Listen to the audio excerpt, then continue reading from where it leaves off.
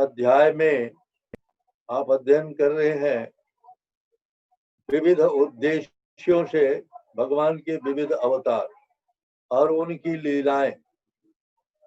भिन्न भिन्न परिस्थितियों में भगवान भिन्न भिन्न स्वरूप ग्रहण करते हैं और अलग अलग लीलाएं करते हैं। भगवान की ये जो लीलाएं हैं ये भक्तों को आनंद देने वाली है। वास्तविकता में भगवान इस धराधाम पर अवतरित होते हैं भक्तों की प्रार्थना पर और भक्तों को आनंदित करने के लिए।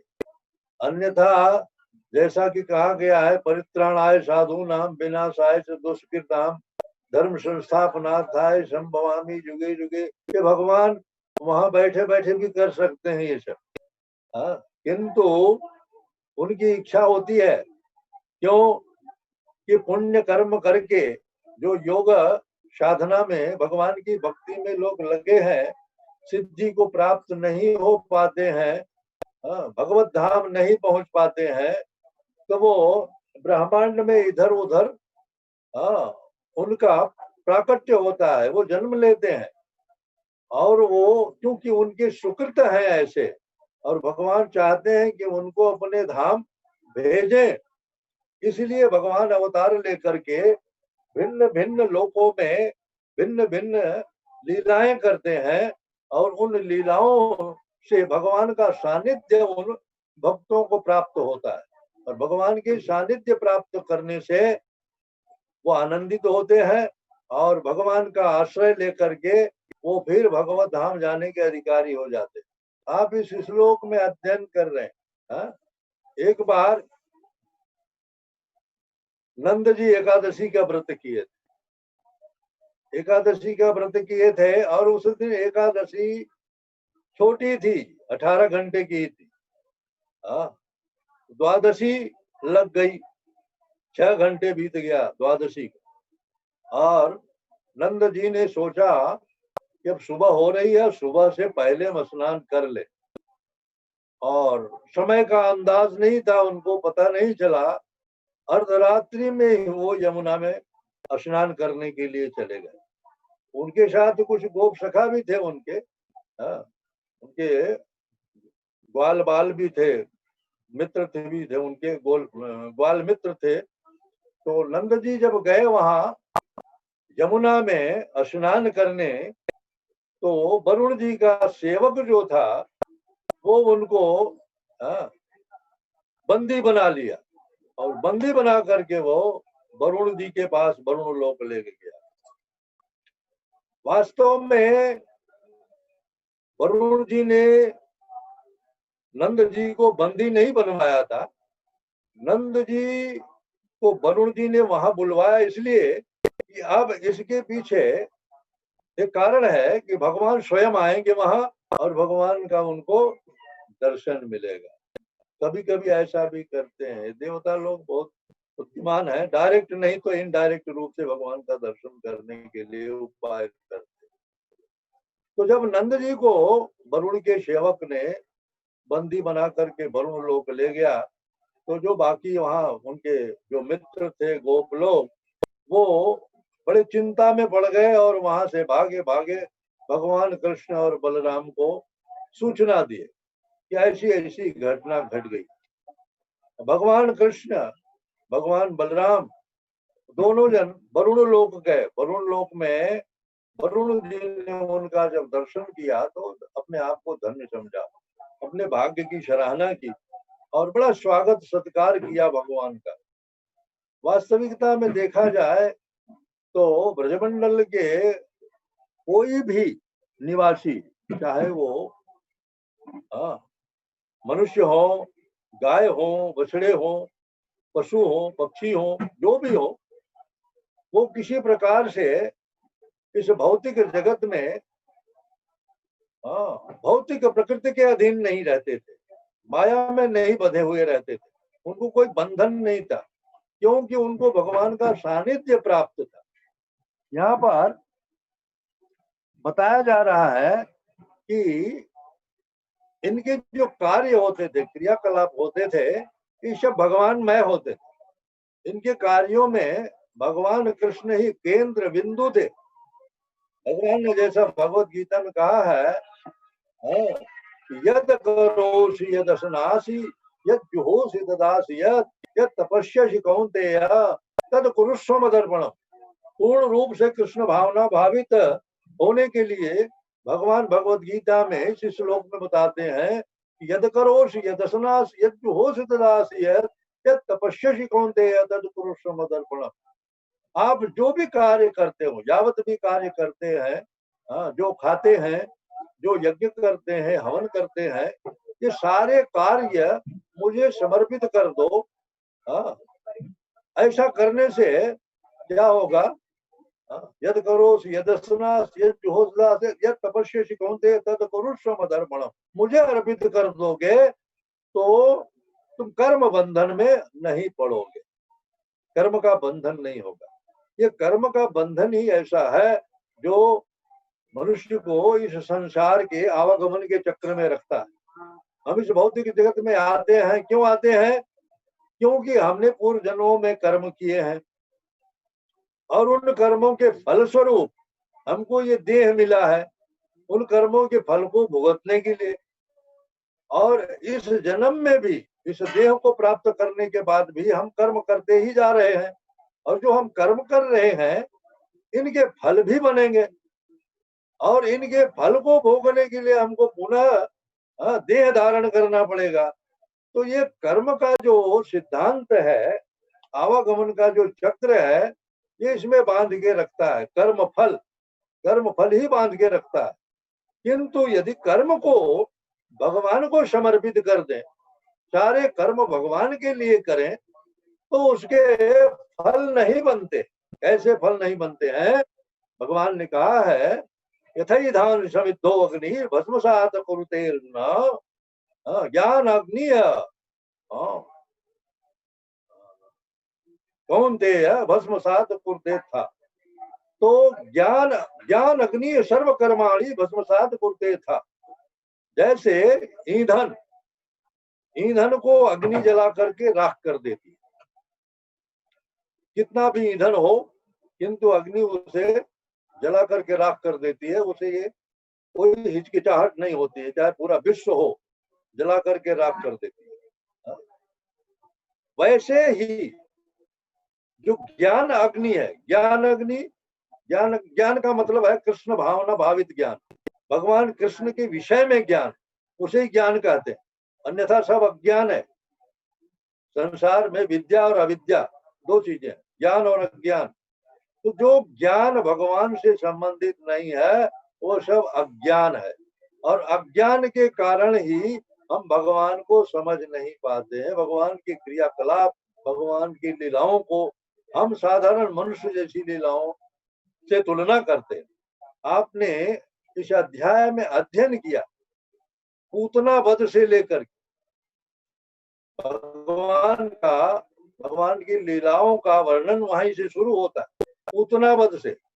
भगवान जब शिशु थे, पूतना जो अपने स्तन में कालकूट जहर लगा करके आई थी भगवान को मारने के लिए, वहीं से भगवान की लीला शुरू हो जाती है। और भगवान ने उसको माता की गति दिया, उसके स्तन को पान किया, उसको माता की गति दिया। और उसके बाद उन्होंने शकटासुर का वध किया। धीरे धीरे उन्होंने कितने असुरों का वध किया। आप अध्ययन करके इस अध्याय में अध्ययन कर रहे हैं कि भगवान अपनी लीलाओं में कितने असुरों का वध किया। और एक असुर था, वो मय का पुत्र था, वो चोर सिपाही का खेल खेलता था बच्चों के साथ मिलकर के। बच्चे चोर सिपाही खेलते थे, जो पीठ पर लाद करके ले जाते थे। जो हार जाता था वो पीठ पर लादता था, जो जीत जाता था उसको। तो वो असुर उसमें आकर के मिल गया उसमें। अब वो धीरे धीरे क्या करता था कि वो एक एक को लाद लाद करके पीठ पर ले जाता था, गुफा के अंदर डाल देता और गुफा को ढक्कन से ढक देता। इस तरह से देखते देखते देखते देखते वो तमाम ग्वाल बालों को डाले गए, अंदर डाल दिया। भगवान ने देखा, मित्रों की संख्या जो है वो घटती जा रही है। मुश्किल से 4-5 ही बच गए थे, तो भगवान समझ गए इसमें कुछ तो गड़बड़ है।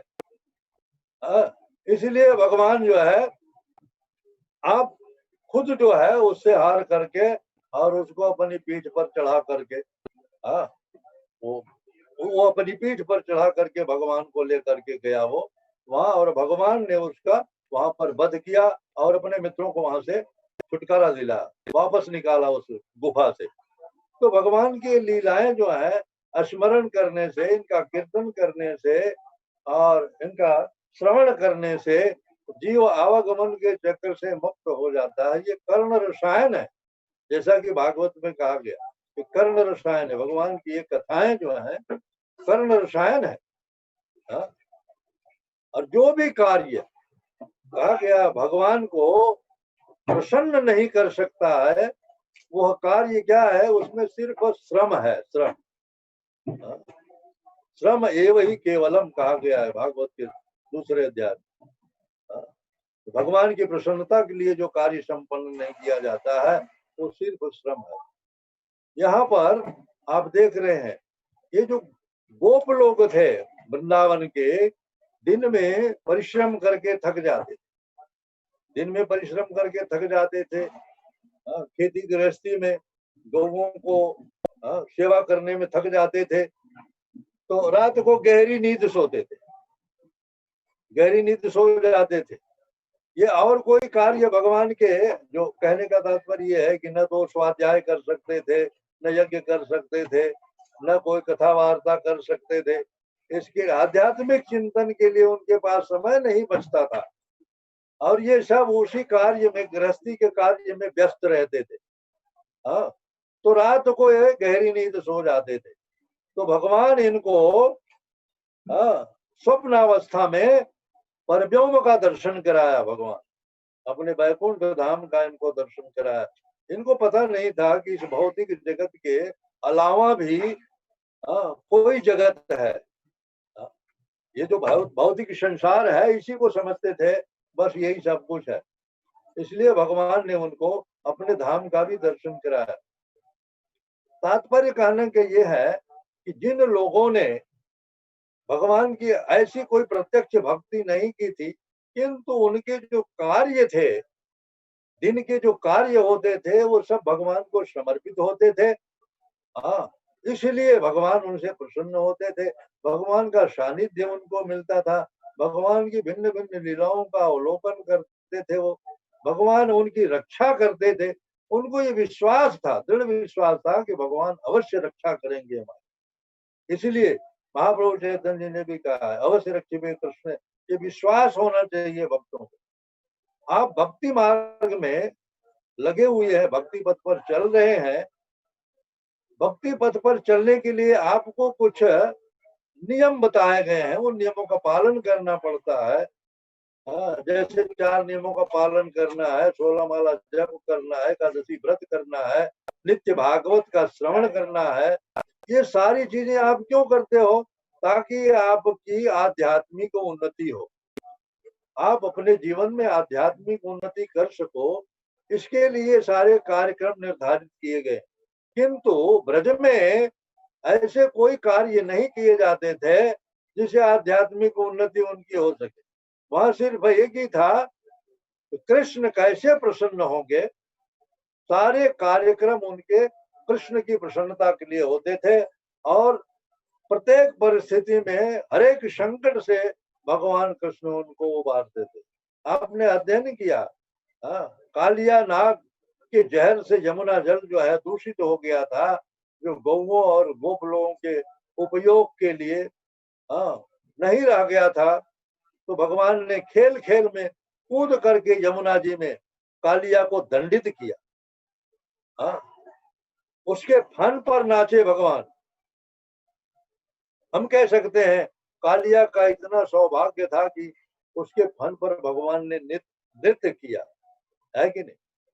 भगवान का चरण रज उसे प्राप्त हुआ, कितना सौभाग्यशाली था।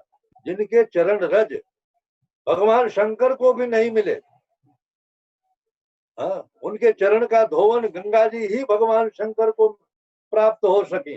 किंतु कालिया कितना भाग्यशाली था कि उसके फण के ऊपर, उसके मस्तक के ऊपर भगवान नृत्य किए और नृत्य करते करते उसके सारे जो विष थे वो निकाल दिए, शुद्ध हो गया वो। शुद्ध होने के बाद भगवान की सत्ता को स्वीकार। भगवान जो लीलाएं करते हैं वो ये बताने के लिए कि वो साधारण मनुष्य नहीं है, वो साक्षात भगवान है। किंतु इन लीलाओं को सब नहीं समझ पाते। भगवान ने ऐसी ऐसी लीलाएं की, आपने देखा गिरिराज जी को उन्होंने 7 दिन अपनी उंगली के नख पर रखा। कोई साधारण मनुष्य कर सकता है? कोई कितना भी शक्तिशाली से भौतिक जगत का मनुष्य हो वो नहीं कर सकता है ऐसा। दावानल को पी जाना ये कोई साधारण कार्य नहीं है। और बड़े बड़े असुरों को, अगासुर, बकासुर, रंबासुर, ऐसे असुरों का वध करना, धेनुकासुर, ऐसे असुरों का वध करना ये कोई साधारण कार्य नहीं है। भगवान अपनी भगवत्ता को प्रकट करते हैं किंतु लोग समझ नहीं पाते। माता यशोदा जब दंडित कर रही थी उनको, भगवान ने उनको परेशान किया, दंडित कर रही थी, बांधने का प्रयास कर रही थी, भगवान को बांध नहीं पाई। बहुत परिश्रम किया उन्होंने, घर की सारी रस्सियां इकट्ठी कर ली, फिर भी बांध नहीं सकी। भगवान ने जब देखा कि माता थक गई है तो वो स्वयं बांधने के लिए तैयार हो गए। और जब माता ने उनको भय दिखाया तो डर के मारे उन्होंने जब मुंह खोला तो मुंह में पूरा ब्रह्मांड दिखा माता जी को।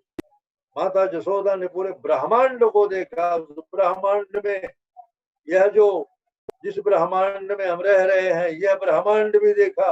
इस ब्रह्मांड में उन्होंने मृतलोक को भी देखा और उसमें उन्होंने वृंदावन भी देखा। वृंदावन में उन्होंने नंद जी का घर भी देखा। उस घर के आंगन में उन्होंने अपने आप को भी देखा और भगवान को भी देखा। ये सारी चीजें देखने के बाद माता यशोदा ने सोचा कि शायद ये नारायण की लीला इसलिए है कि हमारे पुत्र को किसी प्रकार का कहीं से कोई कष्ट न पहुंचे, कोई इसे क्षति न पहुंचा सके, जैसे भगवान की व्यवस्था है। जबकि भगवान की लीला अति मानवीय थी। भगवान अपने आप को प्रकट कर रहे थे किंतु अंतरंगा शक्ति जो उनकी माया है उसके द्वारा वो इस स्मरण शक्ति को दूर कर देते थे। माता जी उनको ये नहीं याद कर सकती थी कि हमारा पुत्र भगवान है। इसी प्रकार सारे गोप लोग जो ब्रज के थे वो ऐसी ऐसी लीलाओं को देखते थे, फिर भी उनको ये यकीन नहीं होता था कि ये भगवान है ना। ब्रह्मा जी की ब्रह्म विमोहन लीला को भी देखा उन्होंने, फिर भी उन्हें विश्वास हो गया कि नहीं नहीं ये तो कृष्ण है, यशोदा नंदन है, नंद नंदन है। भगवान करके उन्होंने कभी नहीं उनको माना, क्योंकि भगवान करके अगर मानते तो उनको वो आनंद नहीं मिलता था जो भगवान उन्हें देना चाहते। वात्सल्य प्रेम जो माता यशोदा को मिला वो नहीं मिल पाता था यदि वह भगवान कृष्ण को भगवान करके मानती थी। तो ऐसी लीलाएं जो है भगवान इस धराधाम पर संपादित करते हैं मात्र इसलिए कि उनके जो भक्त हैं उनके चरणों का जो आश्रय लिए हैं, उनके नाम का जप कर रहे हैं, कीर्तन कर रहे हैं, उनकी कथाओं का श्रवण कर रहे हैं, स्मरण कर रहे हैं, ऐसे लोगों को वो आध्यात्मिक उन्नति उनकी हो और अंततः वो शरीर को छोड़ करके भगवत धाम जाए, भगवान के धाम में जाकर के वहां शाश्वत जीवन जो है प्राप्त करें। भगवान इसीलिए यहाँ भौतिक जगत में प्रकट होकर के ये सारी लीलाएं करते हैं। बड़ी सुंदर लीलाएं भगवान की जो है वो स्मरण करने योग्य है। और इस प्रकार जो है आप आगे देखेंगे विस्तार से, आप भागवतम के 10वें स्कंद में भगवान की लीलाएं आप पढ़ने का अवसर प्राप्त करेंगे।